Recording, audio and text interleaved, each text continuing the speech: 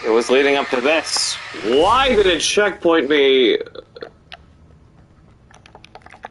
Why did it checkpoint me, you know, leaving it like that?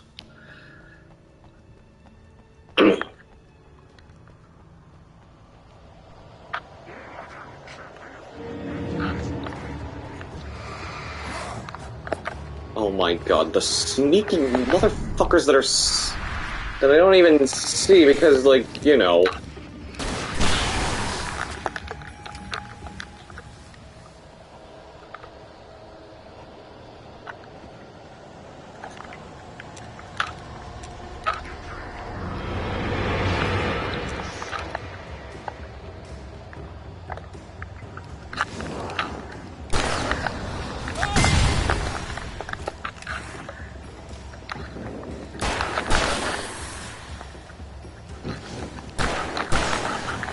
Can't sneak up on me if you got flares blinding you, you pieces of shit!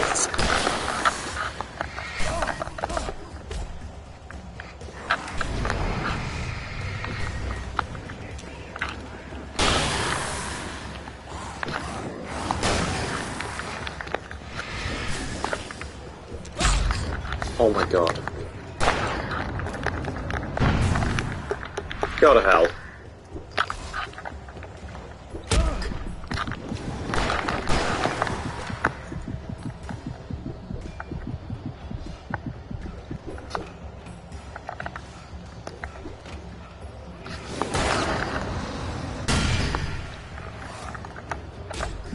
I'm hitting the damn dodge button, you stupid game!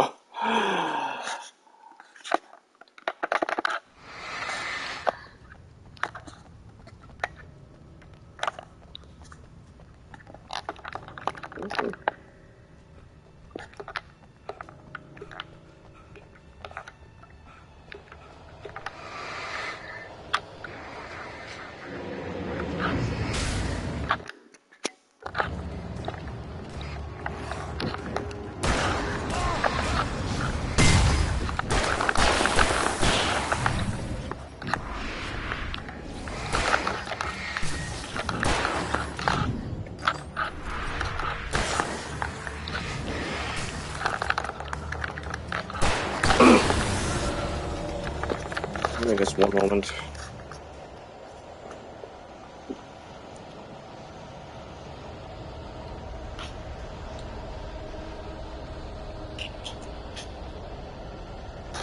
Okay.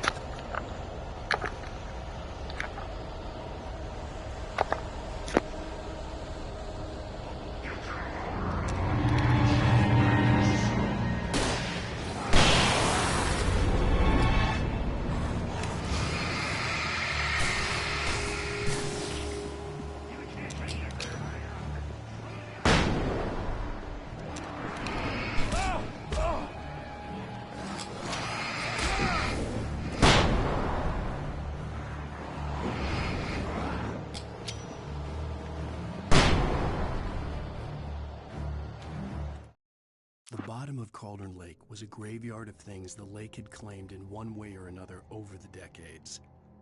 The Dark Presence brought them up in its wake, scattering the rotten waterlogged hull of an old boat here, the remains of a long-ago crashed airplane there, trees shattered under the impacts. The earth groaned. It didn't even notice.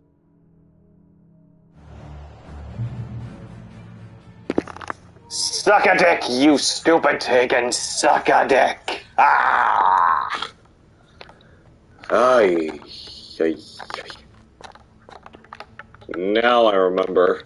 I did not enjoy this last episode into this finale, good lord. Out of all of them, this was probably my least favorite one to deal with. Especially when I streamed this the last time.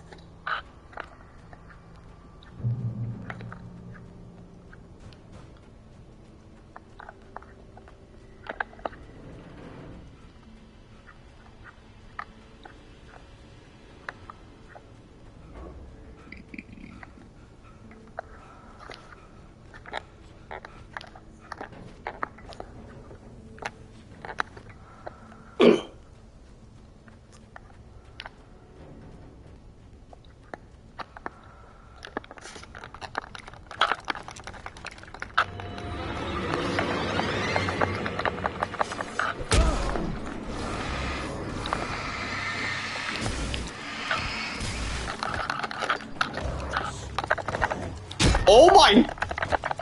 What? You wanna keep pushing me? You wanna keep pushing me, you stupid bitch? Holy shit. That was infuriating. That was extremely infuriating.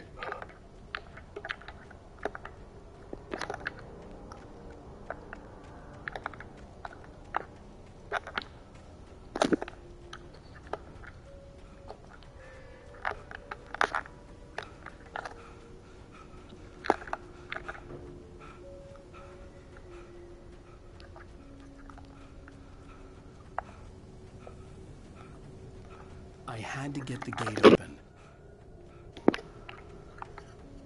You probably have to go in there. And I definitely need to. All visitors must see the yard manager. You must sign a liability waiver before entering the yard. If you're looking for a specific part, ask for it first. For you pull it, you must bring your own tools. Wear protective clothing. Warning, junk piles may shift. Hazardous area.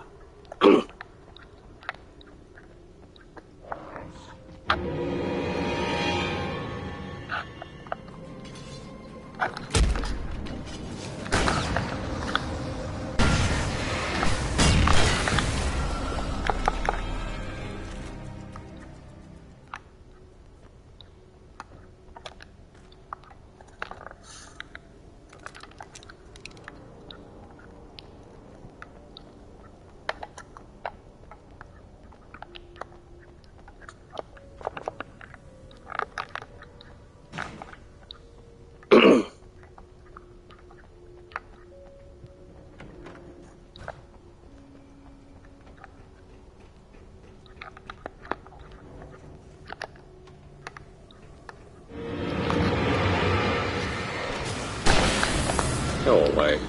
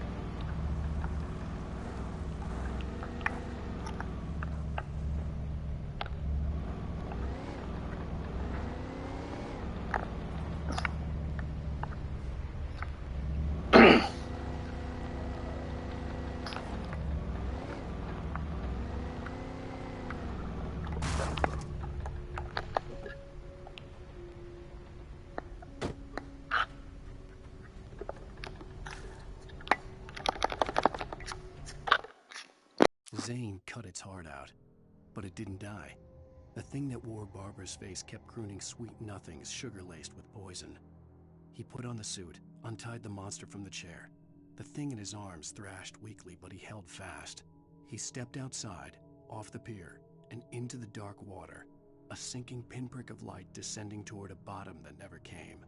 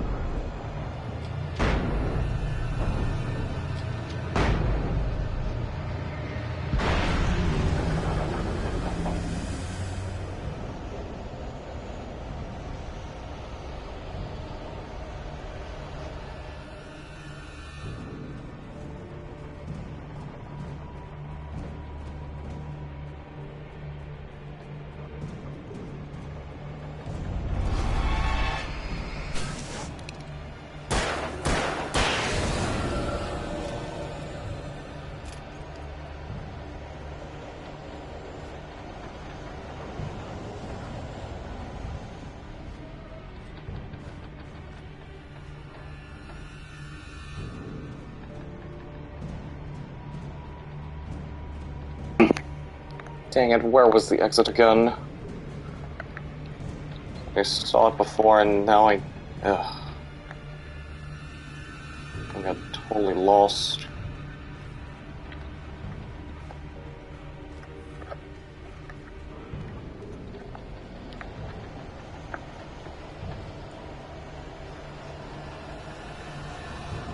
There it is.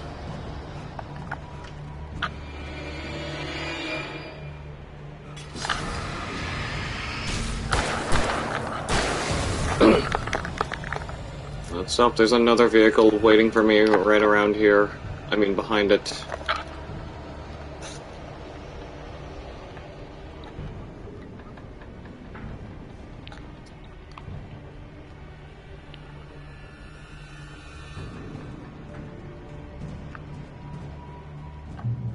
Yep, there is, thankfully.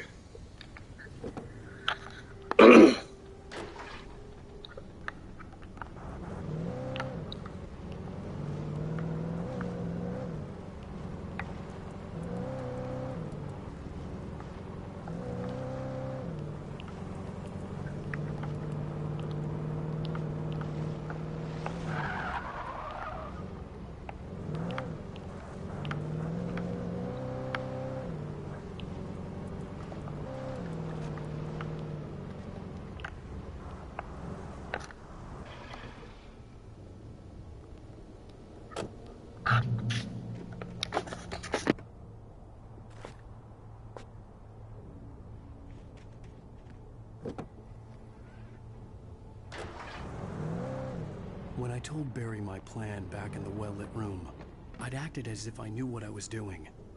I didn't. I was operating on the shifting logic of a dream. I had to fight my way to the lake through the horrors of the night. I had to flick an old battered light switch imbued with childhood magic. I had to write a happy ending to a horror story. I had to save my wife from the dark prison she was being held in.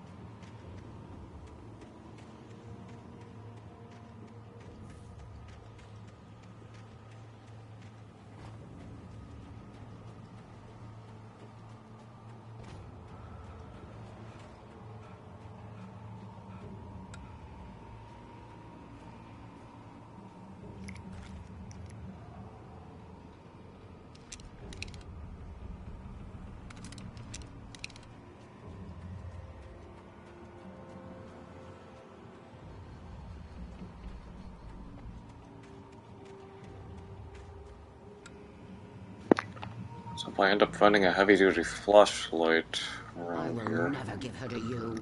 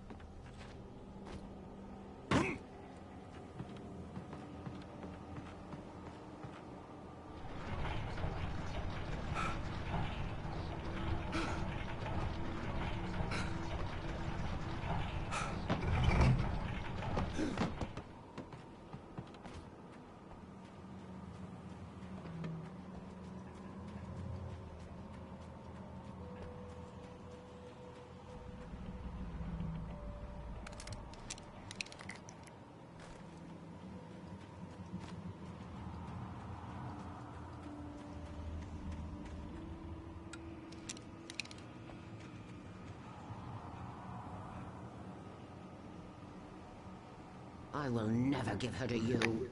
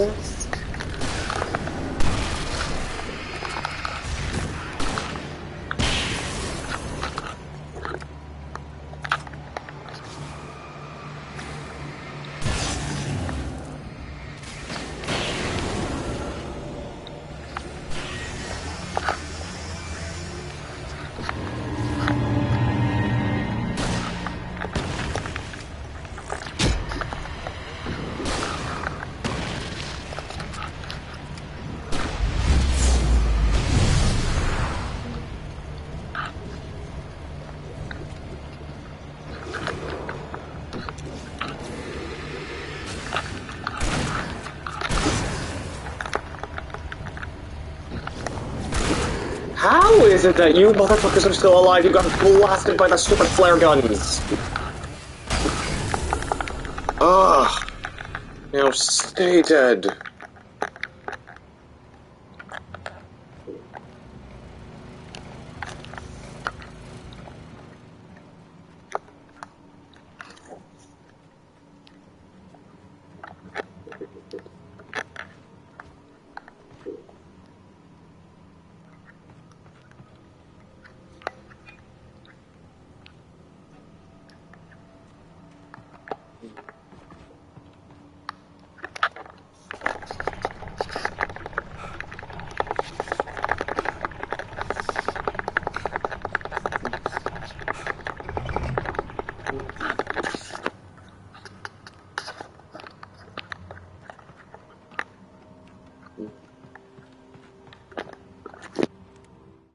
The dark place I found myself in was unlike anything I could ever have imagined.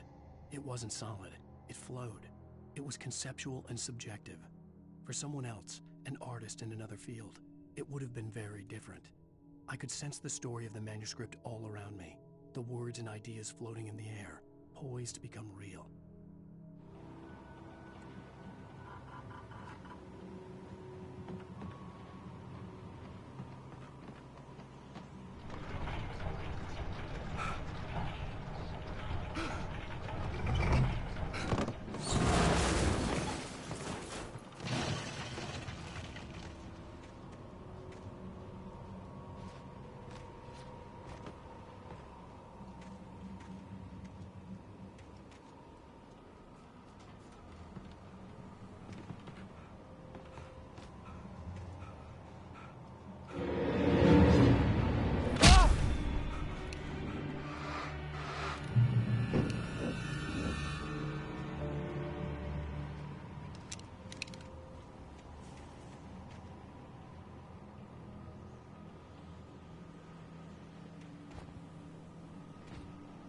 I could see Mirror Peak in the distance.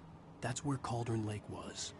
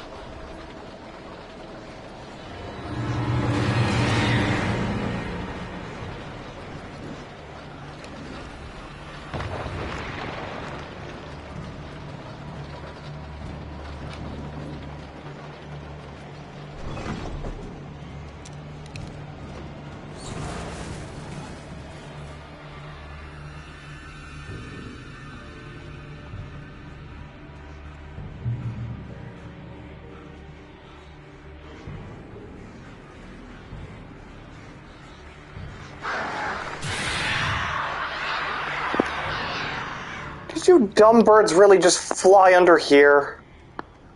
Goodness gracious.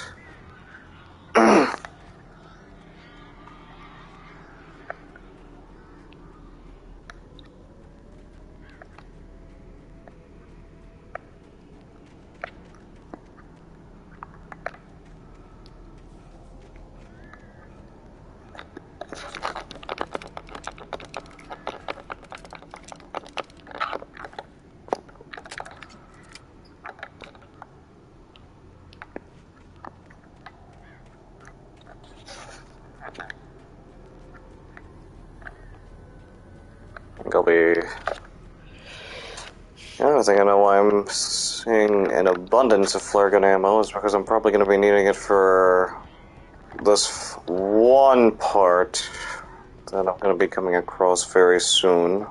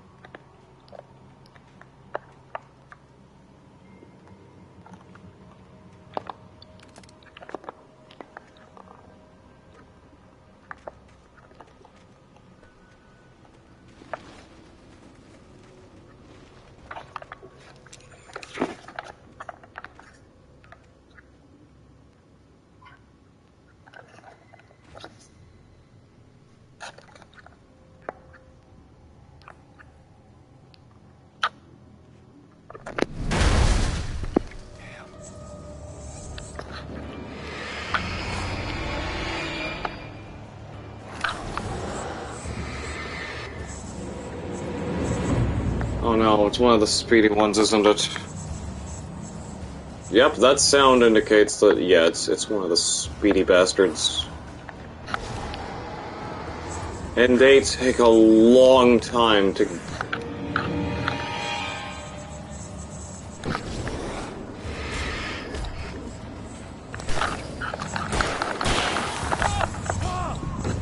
You bitch!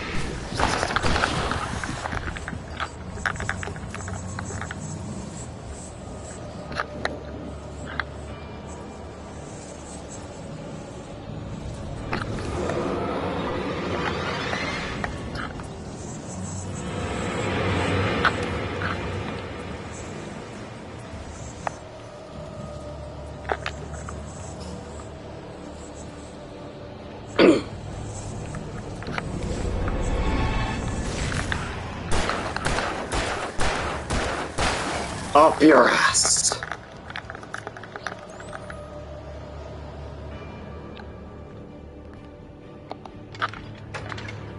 Probably not a smart thing to do.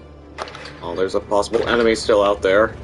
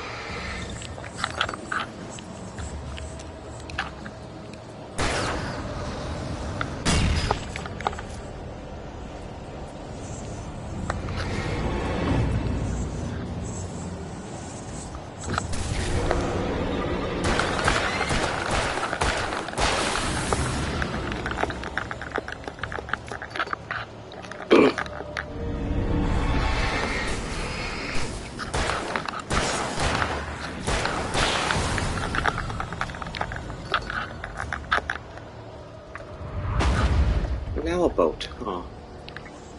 So it's trucks, now it's boats.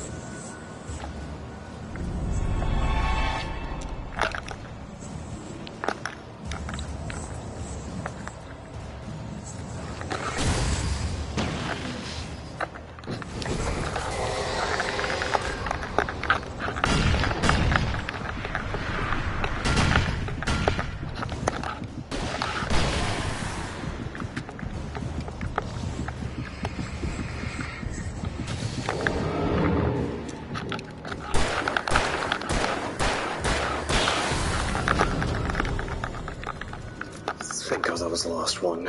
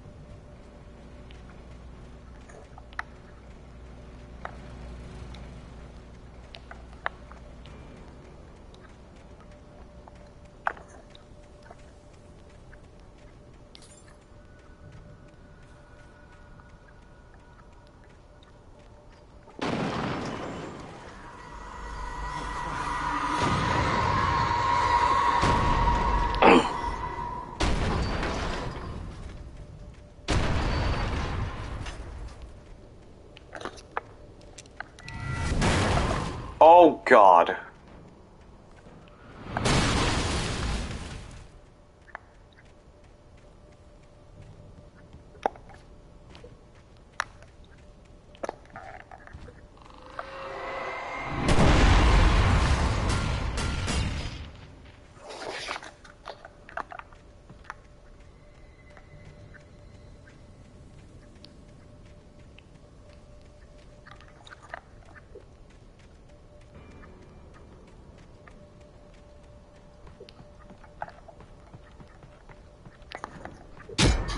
Damn it.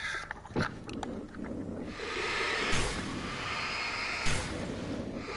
don't care, I'm melting these damn things.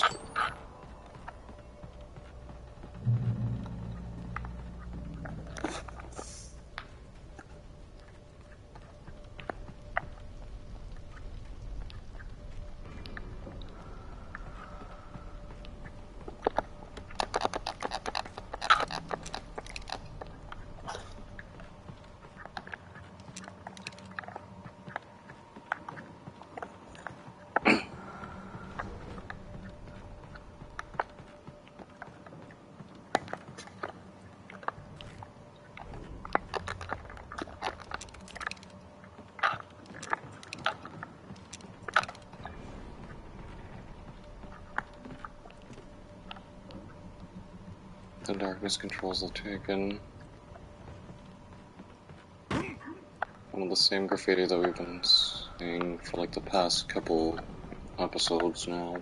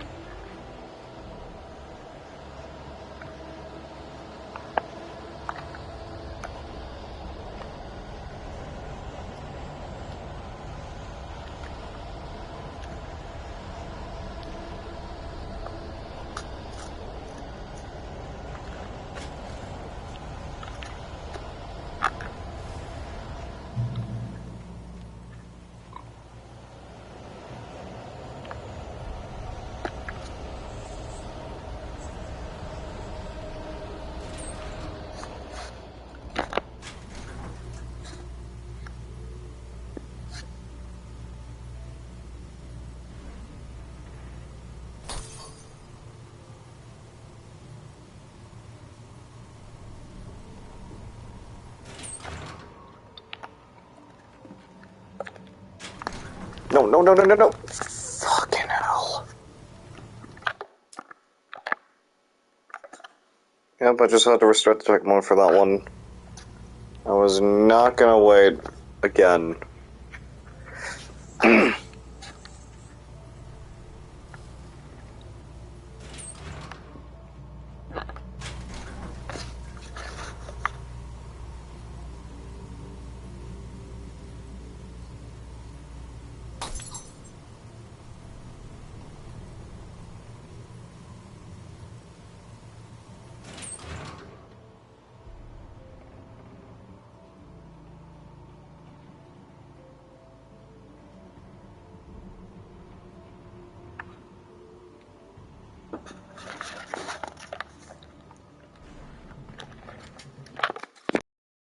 After Zane had gone, I stood alone in the shifting dream that was the dark place.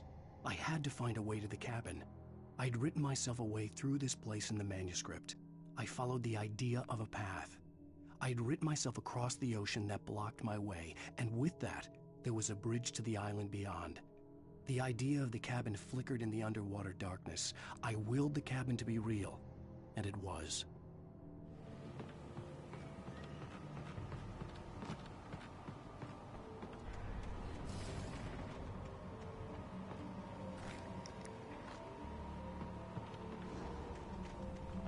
Turn back now.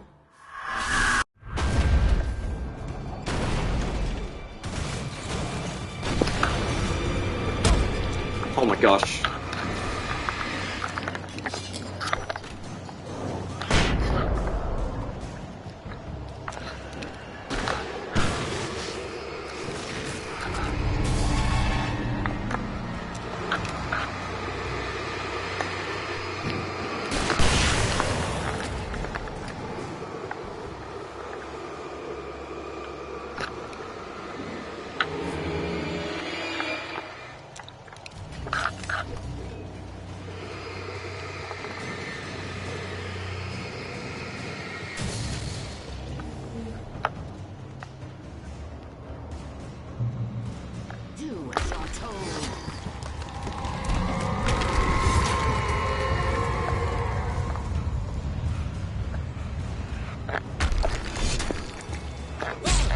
Oh, damn it.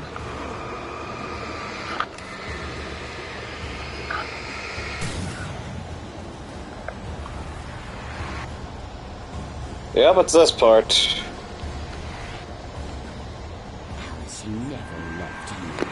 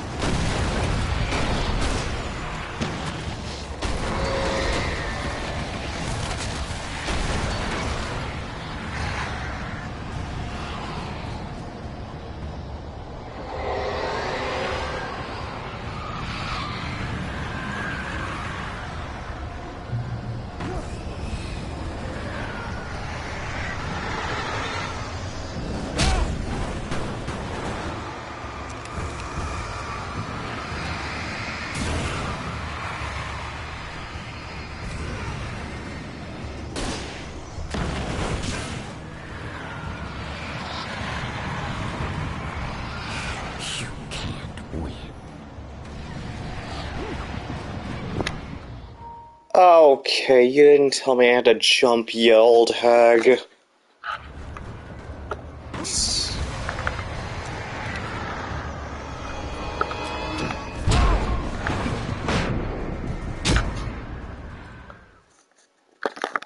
This time, equip the frickin' flashbang before going down there and getting hit in the face by that stupid thing.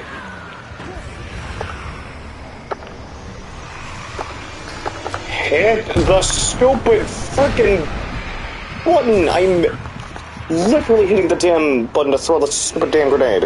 And it was not working.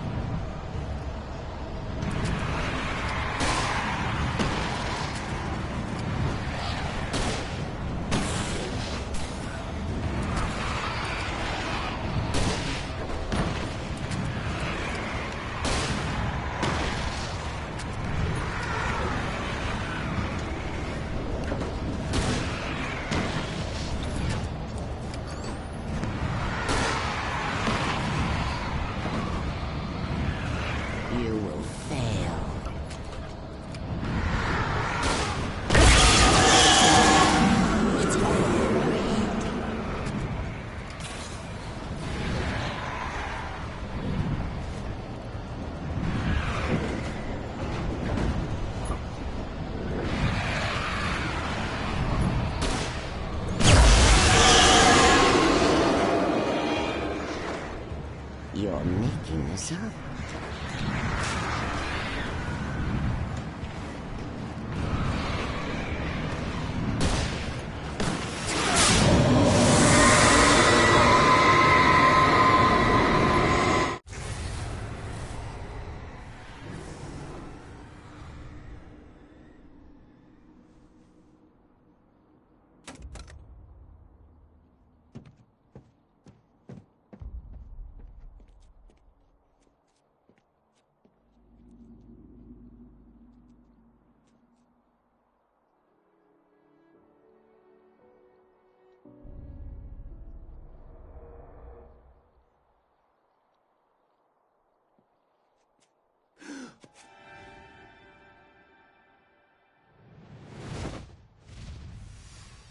Hell!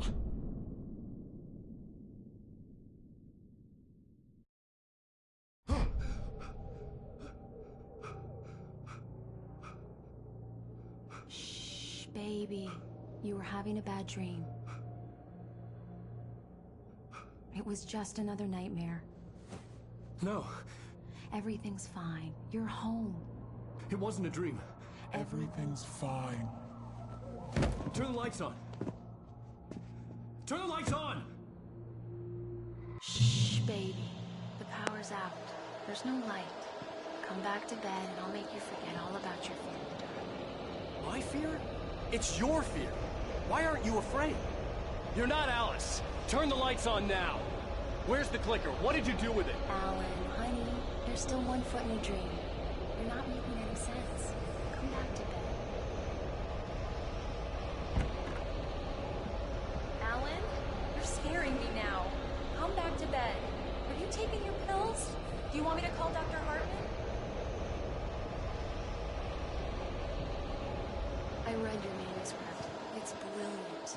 Departure is your best work yet. You're a genius. I'm so proud of you. Come back to bed. We'll talk more about it in the morning. Come back to bed, Alan. Come back to bed, Tom. There we go.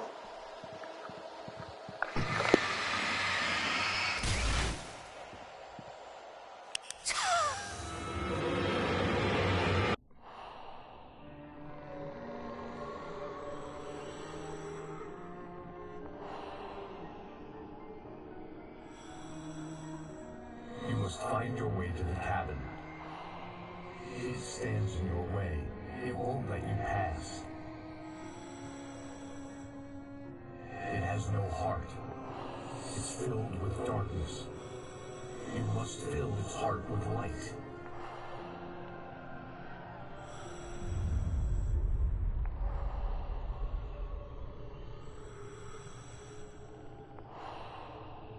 Don't mind him. He's Mr. Scott. Your friends will meet him when you're gone.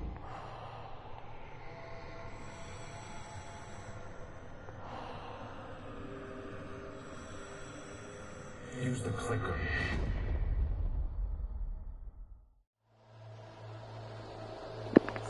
So Mr. Scratch is a character that was featured in Alan Wake's American Nightmare, which was a digital-only release that only came out on 360 and PS3.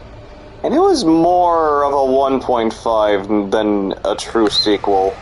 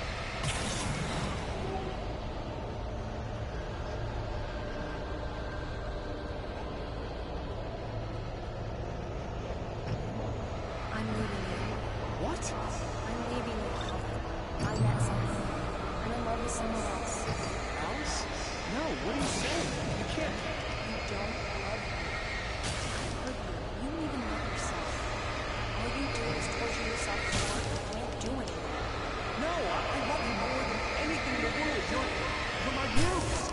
I'm not. Who are you? What have you done with my Alice?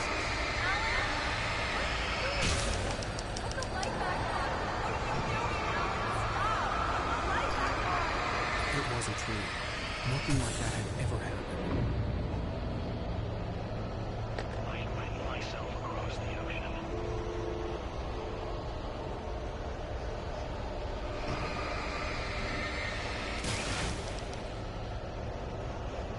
You're not my Barbara. Tom, let me go.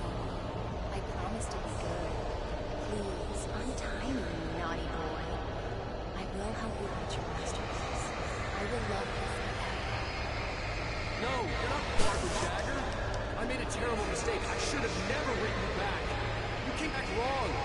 Your heart is filled with darkness. Put that knife away, Thomas. Put it down. It's filled with darkness. Cut it out. Take you back to the depths of nature.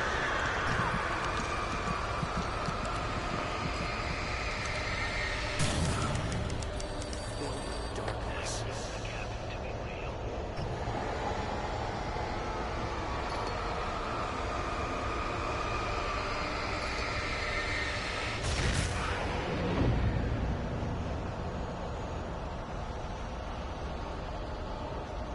Get away from me, you hag! Where am I? Let me go! Alice! I'm coming!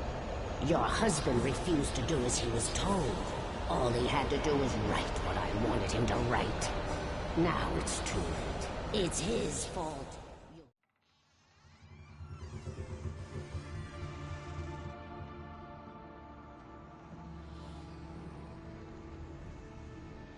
Now you will never get her back.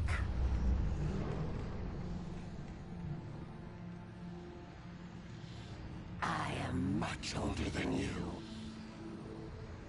Older than your first work of art. I will find a new face to wear. Someone else to dream me free.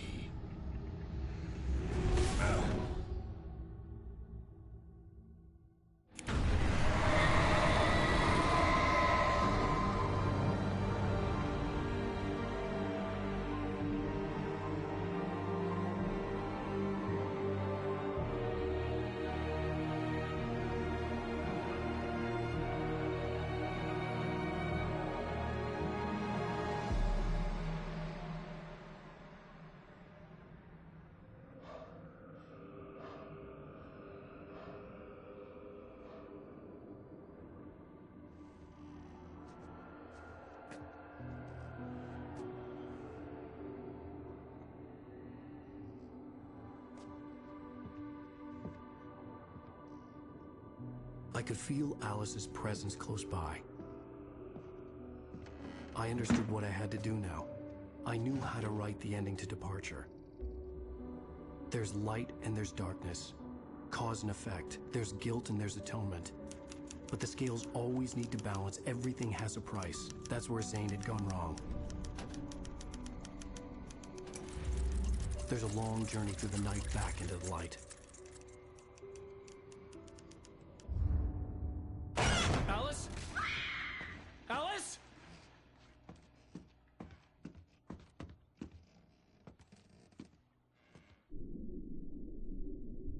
Oh no!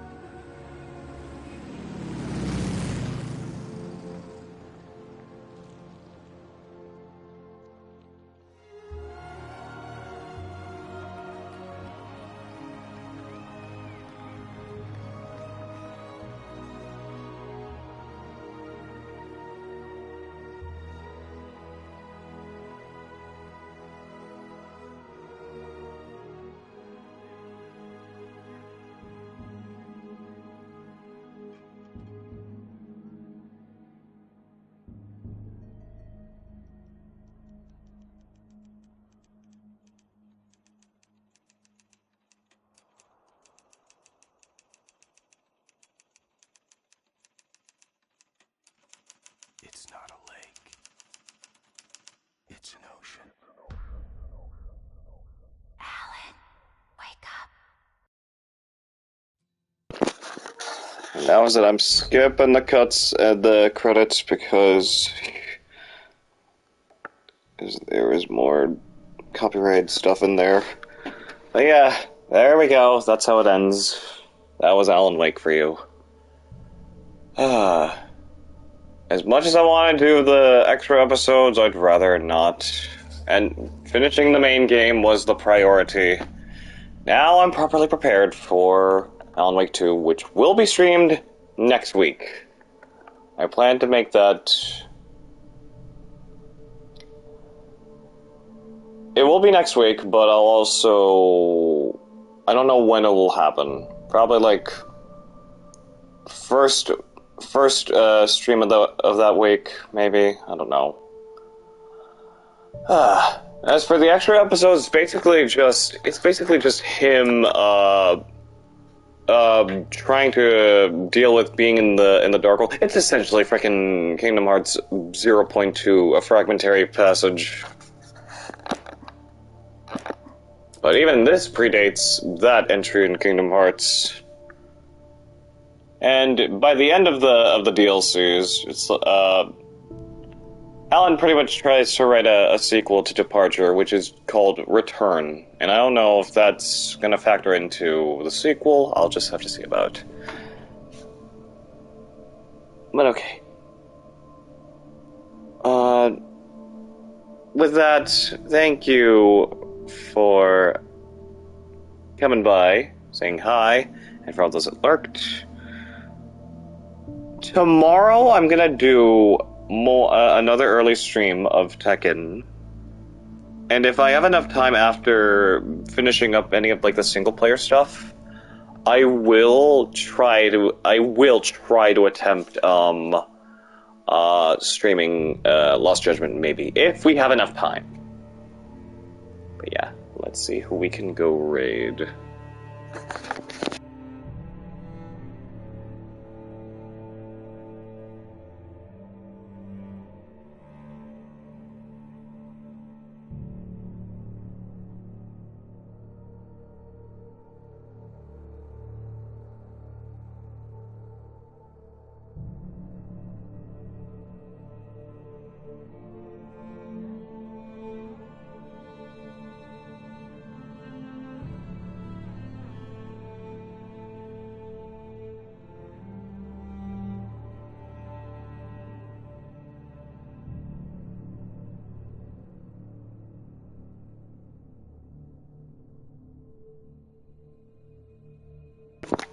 Alright, I think I know what I can raid to do.